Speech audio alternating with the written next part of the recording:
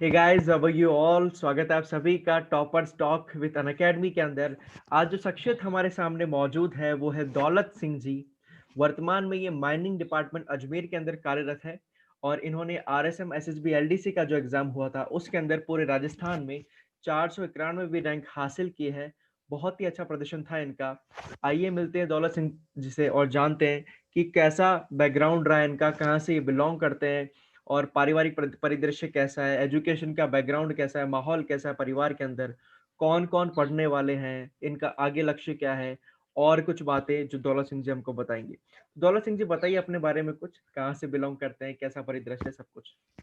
जी sir, मेरा नाम दौलत सिंह है और जी, मैं नागौर जिले में जावला गांव है परबसर तहसील के अंदर, वहाँ से बिलोंग करता हूँ। जी, और मेरी जो बेसिक एजुकेशन है वो यहीं से हुई है। गांव में स्कूल है प्राइवेट, ध्यान बाल निकेतन, वहीं से हुई है। और फिर मैं पहले तो मैं घर पे तैयारी करता था ग्रेजुएशन के साथ साथ।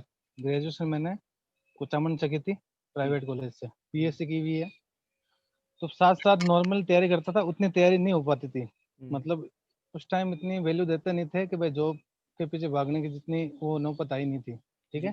जी, जी, तो फिर नॉर्मली स्टडी चल रही थी। हुँ, उसके बाद में मेरी ग्रेजुएशन हो गई, बीएड हो गई। हुँ, बीएड होने के बाद में ये वैकेंसी आई 18 के अंदर, एलडीसी 2018। तो मेरे फ्रेंड वगैरह थे एक दो जने जो एग्जाम दे रहे थे इसका, तो मुझे भी बोला कि फॉर्म भर दे, 5 सब्जेक्ट हैं, आराम से आसानी से कर सकता है तू। हुँ, ज़्यादा कोई बेसिक डिफिकल्ट इसका उतना है नहीं सिलेबस, हुँ, हुँ, जो मतलब 10th। जी, जी, हाँ, मेरा नाम दौलत सिंह है। जी, मैं जावला से बिलोंग करता हूँ, मैं नागौर जिले में। जी, छोटा सा गांव है परबसर तहसील के अंदर। हुँ, और मेरी बेसिक बेसिक एजुकेशन है जो यहीं से हुई है। हुँ, यहाँ गांव में स्कूल है प्राइवेट, वहीं से। ओके, और फिर ग्रेजुएशन है जो मेरे कुचामन से हुई है, हुँ, बीएससी की हुई है, बीएससी और बीएड लाडनू से की थी। हुँ, तो इसके साथ साथ पहले तो कोई मतलब इतना था नहीं तैयारी करने का, लेकिन जब ये वैकेंसी आई तो मेरे फ्रेंड्स वगैरह सारे हुँ, इसकी प्रिपरेशन कर रहे थे, वो पहले से ही कर रहे थे। हुँ, तो उन्होंने कहा कि 5 सब्जेक्ट हैं और हुँ, आराम से इजी वे में तैयारी कर सकता है, हुँ, तो फॉर्म लगा दे। तो उनके कहने पर मैंने फॉर्म लगा दिया था। जी, फिर जब एग्जाम के 3 महीने रहे थे ना, तब मैंने जाके इसकी कोचिंग वगैरह स्टार्ट की थी। कुचामन में एक जगह आइडियल नाम की कोचिंग है, वहाँ से इसकी कोचिंग की थी। जी, बाकी घर पे मेरे मैं और मम्मी दो ही हैं। हुँ, 2 भाई बहन है, बहन बड़ी है और मैं छोटा हूँ। हुँ, ठीक है। तो बाकी मिडिल क्लास फैमिली से बिलोंग करते हैं, हुँ, ऐसा कुछ है नहीं। हुँ, अ, घर वाले वगैरह पापा वगैरह है जो मजदूरी करते हैं। हुँ, हुँ, हुँ। ठीक। जी, जी, जी। दौलत सिंह जी, आपके परिवार में एजुकेशन का बैकग्राउंड कैसा रहा है? आपके फादर ने आपको सपोर्ट किया या भाई वगैरह वो भी पढ़ाई कर रहे हैं या उन्होंने पहले से पढ़ाई कर रखी है, वो जॉब में सेलेक्टेड हैं? वैसे देखे तो मेरे फैमिली में इतना कोई पढ़ा लिखा है नहीं। मेरे दादाजी थे, वो जरूर मतलब पुलिस में थे। बाकी उनके बाद में बाकी के जो थे उनके उनका एजुकेशन बैकग्राउंड है वो इतना स्ट्रांग नहीं था। ओके, उसके बाद में मैंने ही है जो बीएससी और बीएड कर रखी है। ओके। ठीक है। तो घर वालों ने वैसे मोटिवेट किया था, पापा ने मम्मी ने दोनों को, भाई शुरू से ही एक ही लक्ष्य रखा कि तेरे को जॉब लगनी है गवर्नमेंट कैसे भी करके। हुँ, तो शुरू से एम वही रहा। हुँ। वैसे करके इसी के पीछे तैयारी में लग गया फिर। बिल्कुल, बिल्कुल। हाँ। दौलत सिंह जी, आपका गाँव जावला है, जैसा कि आपने बताया परबतसर तहसील के अंदर आता है और आप हाँ सर। कोचिंग के लिए कुचामन आए। तो हाँ। एक बाहर जब आता है व्यक्ति, घर से बाहर आता है तो फ्रीडम मिल जाती है उसको। घर पे तो टोकने वाले होते हैं हमको, मम्मी कुछ बोल देती है सही कि है। क्या कर रहा है, क्या नहीं कर रहा है, तो बाहर रोकने-टोकने वाला कोई होता नहीं है। तो ऐसी सही है। फ्रीडम जो है ना गलत चीज़ों में ले जाती है। तो आपका सही भी है। ऐसा हुआ होगा कि यार चलो पिक्चर देखने चलते हैं, आज बाहर होटल में खाना खाने चलते हैं। आपने किस प्रकार से हाँ, दूर रखा? ऐसे आकर्षण से किस प्रकार से दूर रखा अपने आप को? वैसा देखो, ऐसा सबको होता है, लेकिन जब मैं ग्रेजुएशन के लिए कुचामन गया था ना, तब जी, शुरू शुरू में आप जैसे कहते हो वैसे फ्रीडम होती है एकदम। जी। बच्चा घर पर रहा होता है तो थोड़ा बहुत बंदिश में रहता है, लेकिन जैसे एकदम बाहर निकलता है ना, तो थोड़ी बहुत फ्रीडम मिलती है। और वह जो आप जो बोल रहे हो वो चीज़ें करता ही है, जैसे मूवी वगैरह देखना वगैरह। हुँ। वो चीज़ें मैंने ग्रेजुएशन वगैरह में सारी हो गई थी, मान लो ये चीज़ें। ठीक है। लेकिन फिर जब इनका भी टाइम होता है, धीरे धीरे जब समझ बढ़ती है तब पता चलता है कि बिल्कुल। भाई इनसे तो काम चलेगा नहीं। ठीक है। तो जी, तब मन में आया कि तैयारी तो करनी पड़ेगी। जी। फिर ये वैकेंसी आई तो फिर वहीं पे ही कोचिंग थी तो वहाँ पे ज्वाइन कर लिया। हम्म 3 महीने तैयारी की थी मैंने। हम्म 12 मई को मैं कुचामन गया था और 12 अगस्त को मेरा फर्स्ट शिफ्ट में एग्जाम था। जी। 3 महीने की तैयारी में पेपर निकल गया मेरा और रैंक भी ठीक आ गई। और काफी अच्छा रैंक निकला ही नहीं, काफी अच्छी रैंक हासिल की है आपने। हाँ हाँ, दौलत जी रैंक भी कुछ ठीक आ बताइए, गई। जैसे दो पेपर थे एग्जाम के अंदर, है ना? फर्स्ट पेपर हाँ के अंदर हमारा मैथ्स, साइंस और जीके था, और हाँ सेकंड पेपर में इंग्लिश और हिंदी था। तो कैसे हाँ। कैसे आपने तैयारी की इनके लिए? कौन कौन सी बुक्स को प्रेफर किया? कौन कौन से टीचर से गाइडेंस लिया?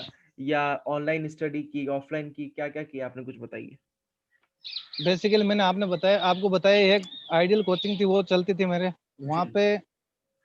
वहाँ का क्या सिस्टम है, वहाँ पे सेल्फ स्टडी बहुत अच्छी होती थी। जी। मतलब हम कोचिंग टाइम के बाद भी अपना जितना भी टाइम होता है वो सारा का सारा हम्म कोचिंग में ही रहते थे। जैसे मतलब लाइब्रेरी होते हैं ना, बिल्कुल। लाइब्रेरी में जैसे बच्चे पढ़ते हैं ना, वैसे के वैसे ही उस कोचिंग में सिस्टम था। हम्म तो मतलब वहाँ पे दिन में तो हम क्लासेस लेते थे, हम्म वहाँ टीचर वगैरह पढ़ाते थे वो। और बिल्कुल। शाम को हम वहीं बैठ के सेल्फ स्टडी करते थे। और जैसे हम बुक्स का पूछे तो आप बताऊं तो बुक्स में मैथ्स वगैरह, मैथ्स साइंस और इसमें मैथ्स और साइंस में क्या होता था, 10th तक का सिलेबस इसमें था। हम्म 10वीं क्लास तक का सिलेबस जी था इसके अंदर। जी। तो 10वीं क्लास की जो एनसीईआरटी की बुकें थी एक तो हम्म मैथ के लिए और साइंस के लिए, उसके जी। अलावा जो पहले राजस्थान बोर्ड की बुकें चलती थी ना, हम्म वो मैंने सबसे पहले तो उनको क्लियर किया कि जी। एक बार पहले सिलेबस के हिसाब से इनको पढ़ लो। हम्म बाद में कोई पर्सनल किसी गाइड से पढ़ना है तो बाद में, लेकिन पहले उनसे क्लियर किया। हम्म वो क्लियर करके फिर जो मैथ्स की इसकी रुक्मणी की बुक आती थी एक, बिल्कुल रुक्मणी बिल्कुल। नाम से आती थी, hmm the platform. Hmm. The platform उसका भी मैंने सारा लिया। वो थोड़ी टफ लेवल पड़ती है लेकिन हम्म मैं उससे भी क्वेश्चन सोल्व करता था। हम्म। और साइंस में तो मैंने जो 12 10 तक 10 की एनसीईआरटी की जो बुक है ना, जी उसी से मैंने सिलेबस कवर किया। और साथ में जो कोचिंग के नोट्स मिलते थे वो पढ़ता था। जी जी जी। बिल्कुल बिल्कुल। हाँ एक पोर्शन आता है करंट अफेयर्स का, जो थोड़ा ट्रिकी हाँ सा होता है, हमको समझ नहीं आता कि करंट अफेयर्स कहाँ से पढ़े, क्योंकि इतना सारा सिलेबस है और पढ़ना सही बहुत है। सारा है, तो कैसे कवर करे कुछ हाँ समझ नहीं आता। उसके लिए आपने क्या रणनीति बनाई? देखो, करंट अफेयर्स के लिए जो क्रोनोलॉजी आती है जी। मंथली, हम्म वो मैं शुरू से ही पढ़ता था। हम्म ठीक है, तो वो क्रोनोलॉजी शुरू से पढ़ता था, एक तो वो हो गई। हम्म उसके साथ ही मैं ये जो राज पनोरमा की एक बुक आती थी, बिल्कुल। ईयरली हम्म ईयरली बुक आती है, उसमें करंट अफेयर्स बहुत ही शानदार दिया हुआ था। जी। उसमें जो सुजस वगैरह है ना, उससे सारे आंकड़े उठाए हुए आते हैं। जो मतलब गवर्नमेंट की बुक आती है ना सुजस, बिल्कुल बिल्कुल, उससे आंकड़े सूचना उठाए हुए होते हैं। जनसंपर्क। हाँ हम्म। हाँ। तो बिल्कुल। करंट वगैरह उससे तैयार किया था मैंने। और मतलब हम्म। उससे काफी सारा कवर भी हुआ था मेरा जी। ये system में। वेरी गुड, क्या बात है, बहुत बढ़िया। दौलत जी, आपने जैसे बताया कि आपने इन बुक्स को फॉलो किया, मैथ्स के लिए ये पढ़ा। इंग्लिश एक बहुत ही ट्रिकी सब्जेक्ट है, और सारे लोगों के लिए सरदर्द है इंग्लिश। लोगों को समझ हम्म। नहीं आता, अच्छे से अच्छे टीचर से पढ़ लें फिर भी दिमाग में नहीं घुसता। तो आप भी ग्रामीण सही है। बैकग्राउंड से बिलोंग करते हैं, तो इंग्लिश कितना चैलेंजिंग था आपके लिए, और आपने कौन सी बुक या कौन से तरीके आजमाए इंग्लिश को प्रिपेयर करने के लिए? देखो, आपका क्वेश्चन बिल्कुल सही है। इंग्लिश बच्चों मतलब जो ग्रामीण परिवेश से जो बच्चे आते हैं उनके लिए इंग्लिश सबसे बड़ी प्रॉब्लम होती है। जी क्योंकि सिटी वाले बच्चे तो और चलो इंग्लिश मीडियम में पढ़ पढ़ा के उनके इंग्लिश बैकग्राउंड होता है जो पहले से मजबूत होता है। बिल्कुल लेकिन गांव के बच्चे पहले तो हिंदी मीडियम पढ़ते हैं, उनके इंग्लिश में मतलब एक शुरू से एक खौफ जैसा रहता है। बिल्कुल सही इंग्लिश के बात है। नाम से डरते हैं, और सब्जेक्ट और वो कवर कर लेते हैं लेकिन इंग्लिश। अभी जैसे सिटी में इंग्लिश मीडियम स्कूल होती है तो वहाँ पे कन्वर्सेशन वगैरह सारा होता है वो तो इंग्लिश में होता है, तो जी। उनके वो थोड़ा फायदा हो जाता है। हम्म लेकिन गांव में ऐसा होता नहीं है, उनके लिए सारी ये नई चीज रहती है। जी। तो लेकिन फिर भी जैसे जैसे अपन बड़े होते हैं ना, तब ये चीज समझ में आने लगती है। हम्म तो इसके लिए देखो, मेरे 10th में जो मैं पढ़ता था ना, उस टाइम मेरे इंग्लिश ग्रामर अच्छी थी। मतलब कहने का मतलब हम्म मेरे उस टाइम 91 नंबर आए थे 100 में से क्या इंग्लिश में। बात है, बहुत बढ़िया। ठीक है। हम्म हाँ, तो इंग्लिश ग्रामर मेरे वैसे पकड़ उस टाइम से अच्छी थी, लेकिन जब ये वैकेंसी आई ना, तो उस टाइम मैंने ल्यूसेंट की बुकें आती है आती है इंग्लिश के एक तो लिए? नेवी, हाँ ल्यूसेंट की एमसीक्यू। इंग्लिश के लिए बुक आती है ना, मैंने एक वो बुक ले ली। हम्म ठीक है। हम्म वो बुक मैंने एक बार ढंग से पढ़ ली। ढंग से पढ़ने के बाद इंग्लिश में जो मॉडल पेपर आते हैं, एक एमसीक्यू नाम से बुक आती थी। जी एमसीक्यू नाम से उसमें खाली क्वेश्चन आते हैं। जी। ठीक है, तो हम्म उससे मैंने बार बार क्वेश्चन सॉल्व किए। हम्म।